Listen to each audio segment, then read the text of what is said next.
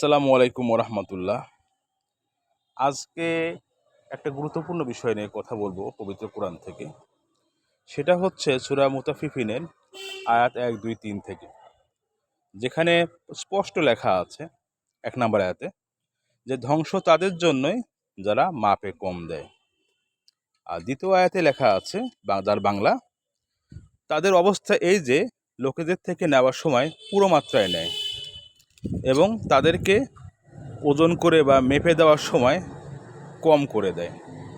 আসলে এটা কিন্তু আমাদের পুরো একটা সামাজিক ব্যাধিতে পরিণত হয়ে গেছে। এই জমি জমার ক্ষেত্রে বলেন, এই বাজারে বলেন, ওজন প্রতারণা। এখন বিশেষ করে চাকরিজীবীদের ক্ষেত্রে সময় প্রতারণা, দেরিতে অফিসে আসা, এটা কিন্তু সব কিন্তু একই ক্যাটাগরি। সুতরাং আমাদেরকে এই বিষয় থেকে একটু সাবধান থাকতে হবে। যেহেতু আজকে থেকে কোরআন শরীফের এই আয়াতটা জানলাম, সেহেতু আমরা নিজেরা সতর্ক হওয়ার চেষ্টা করব ইনশাআল্লাহ।